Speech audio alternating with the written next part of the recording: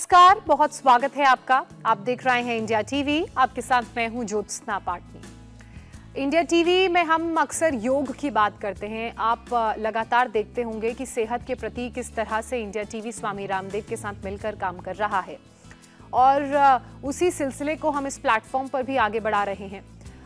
हमारे जो बाकी के वीडियोस हैं जो आप रेगुलरली देखते हैं, उनमें कैसे अलग अलग बीमारियों से आप अपने शरीर को बचा सकते हैं। अगर बीमारी हो गई है तो कैसे अपने शरीर को उन बीमारियों के चंगुल से मुक्त कर सकते हैं, आज़ाद कर सकते हैं, फ्री कर सकते हैं, और कैसे अपनी बॉडी के लिए एक स्ट्रॉन्ग इम्यूनिटी सिस्टम आप डेवलप कर सकते हैं, उसके बारे में हम आपको रेगुलरली बताते हैं।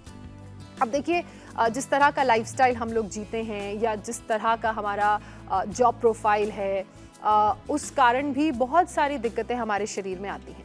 तो आज मैं स्पेसिफिकली उस परेशानी की बात करूंगी जो कंधों में, गर्दन में और स्कैपुलास में, ये जो पीछे आपके विंग्स हैं, ये जब आप अपने हैंड को मूव करते हैं तो यहाँ पे जो मूवमेंट फील होता है, ये जो जॉइंट है, वहाँ पे जो भी दर्द आपको महसूस होते हैं, उन दर्दों से अपने शरीर को कैसे बचाएं, और अगर दर्द हो रहा है तो कौन कौन सी एक्सरसाइजेस करें जो आपको दर्द में थोड़ी राहत दें, थोड़ा कंफर्टेबल और रिलैक्स्ड फील कराएं।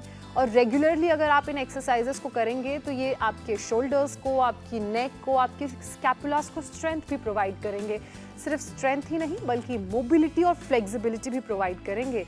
और अगर आप किसी भी काम को रोज़ करते हैं तो जाहिर सी बात है आपकी बॉडी, अगर हम योग की बात करें, अगर हम फिजिकल एक्सरसाइजेज या वर्कआउट की बात करें, तो आपकी बॉडी रिस्पॉन्ड करती है पॉजिटिवली और नेगेटिवली। पॉजिटिवली और नेगेटिवली मैं इसलिए कह रही हूँ क्योंकि एक्सरसाइजेज करने का भी एक तरीका होता है। एक्सरसाइजेस करनी है लेकिन सही तरीके से करनी है। कुछ भी जो नहीं पता है या जो कहीं भी देख लिया ऐसे नहीं करनी है। उसका सही मेथड है, सही पोस्चर है, सही अलाइनमेंट है, लाइन और लेंथ है, उसका ख्याल रखना भी बहुत ज़रूरी है। क्योंकि अगर आप दर्द भगाने के चक्कर में कुछ भी करेंगे या आपको किसी एक्सरसाइज की नॉलेज नहीं है या किसी इंस्ट्रक्टर की या किसी योगा टीचर की गाइडेंस के अंडर काम नहीं कर रहे हैं या योग नहीं कर रहे हैं, तो हो सकता है, हर बार नहीं लेकिन हो सकता है कि उसके कुछ दुष्प्रभाव या साइड इफ़ेक्ट्स भी आपकी बॉडी को फेस करने पड़े। इसलिए अगर कुछ भी नया आप ट्राई करते हैं तो कोशिश करिए कि उसको किसी एक्सपर्ट के अंडर सीखें, उसकी गाइडेंस में किसी का सुपरविजन लें।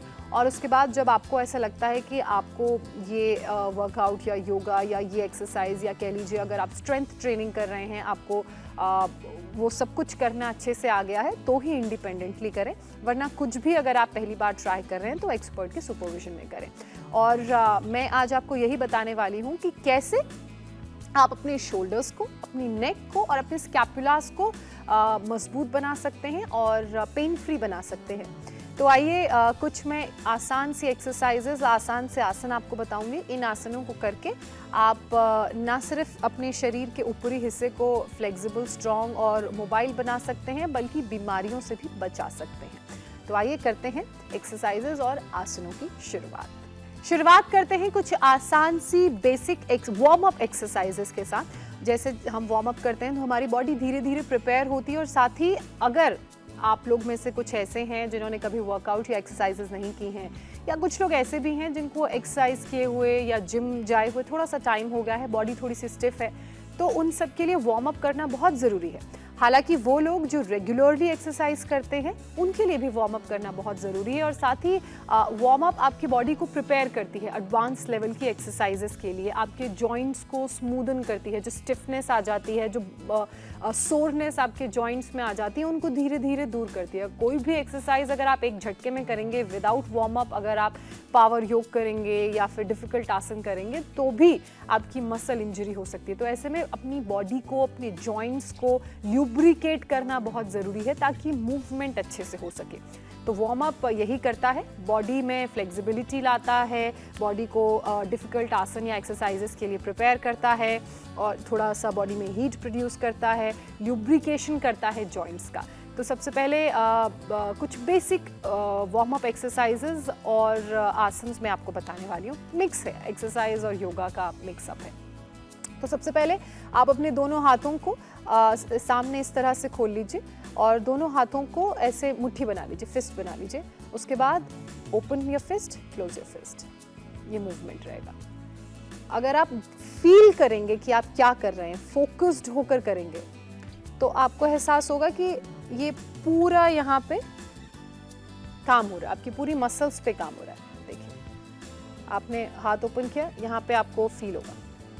तो ये आपके हैंड्स के लिए, खासकर वो लोग जिनको हाथ उठाने में बहुत दर्द रहती है या कोई भी भारी सामान उठाते हैं तो हाथों में दर्द होता है, ये बहुत बेसिक, बहुत इजी एक्सरसाइजेज हैं, लेकिन बहुत कारगर हैं।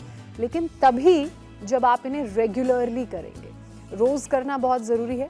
किसी भी काम को करने के लिए कंसिस्टेंसी बहुत ज़रूरी है। इट इज़ नॉट इम्पॉर्टेंट कि आपको हर रोज़ बेस्ट रिजल्ट मिलेगा। हो सकता है किसी दिन एवरेज रिजल्ट मिले, किसी दिन गुड रिजल्ट मिले, किसी दिन आपका शरीर अगर इन सारी एक्सरसाइजेस के लिए या इन एफर्ट्स के लिए तैयार नहीं है, थका हुआ है, तो हो सकता है कि उस दिन आपको बिलो एक्सपेक्टेशन रिजल्ट मिले। लेकिन करना रोज़ है। Consistency will bring the change in your body, in your health. तो इसलिए कोई भी काम करें तो कंसिस्टेंटली करें। भले ही आप 1 घंटा करें, 45 मिनट्स करें, लेकिन कंसिस्टेंटली करें। तो ये आप 10-10 के 3 सेट्स कर सकते हैं या फिर 7-7 के 3 सेट्स कर सकते हैं। उसके बाद अगला है रोटेशन। Gently, slowly. किसी भी तरह की जल्दबाजी हमें नहीं है। हमें हर एक मूवमेंट को, जो हमारे रिस्ट में हो रहा है, जो हमारे ट्राइसेप्स में हमें फील हो रहा है, उसे फील करना है। जल्दी बिल्कुल नहीं है। और वैसे भी कहते हैं ना, जल्दी का काम शैतान का काम। तो आराम से, धीरे धीरे हर एक मूवमेंट को जो आपके रिस्ट में हो रहा है, इसे फील करना है। कोशिश करिए कि सिर्फ आप अपने रिस्ट को मूव करें, ऐसे ऐसे रिस्ट मूव। ये सब बेसिक वार्म अप्स हैं आपकी बॉडी के, आपके हैंड्स के, आपके शोल्डर के वार्म अप एक्सरसाइजेज हैं और अलग अलग जॉइंट्स का वार्म अप हो रहा है। इसके बाद ये नेक्स्ट एक्सरसाइज, ये नेक्स्ट वार्म अप एक्सरसाइज, ये भी वही है। 10-10 के 3 सेट्स कीजिए या 7-7 के 3 सेट्स कीजिए, लेकिन कंसिस्टेंटली कीजिए। एक सेट से जब आप दूसरे सेट में जाएं तो आप हाफ अ मिनट या 20-25 सेकेंड का ब्रेक ले सकते हैं। Break is important. उसके बाद ये अब अगली एक्सरसाइज में हम शिफ्ट करेंगे। हाथ आपके ऐसे रहेंगे पैरेलल टू योर शोल्डर्स और स्ट्रेट रहेंगे। कोशिश करिए कि स्ट्रेट रखें, गेज बिल्कुल सामने स्ट्रेट रहेगा और आप अपनी एल्बो को बेंड करेंगे। अपने हाथ से अपने शोल्डर्स को टच करेंगे। 10-10 के 3, 7-7 के 3 सेट्स भी कर सकते हैं। अभी अगली एक्सरसाइज, ये सिर्फ वार्म अप एक्सरसाइजेज नहीं है, बल्कि आपकी बॉडी की मोबिलिटी और फ्लेक्सिबिलिटी पर भी काम कर रहे हैं। धीरे धीरे, हो सकता है कि कुछ लोगों के शोल्डर्स टाइट हों तो इतनी फ्लेक्सिबिलिटी और इतना रेंज ना आए, लेकिन आप रेगुलरली करेंगे ना तो एवरीथिंग इज पॉसिबल। ये फ्लेक्सिबिलिटी, ये रेंज, हो सकता है इससे भी अच्छी फ्लेक्सिबिलिटी और रेंज आए। धीरे धीरे, clockwise, anti clockwise, opposite direction.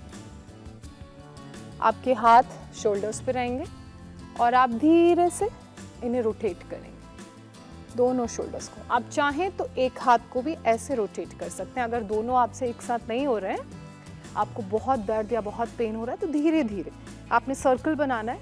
जितनी रेंज में आप सर्कल बना सकते हैं, उतनी रेंज में आप धीरे धीरे सर्कल बनाइए। ऐसे आपकी राउंड रोटेशन रहेगी।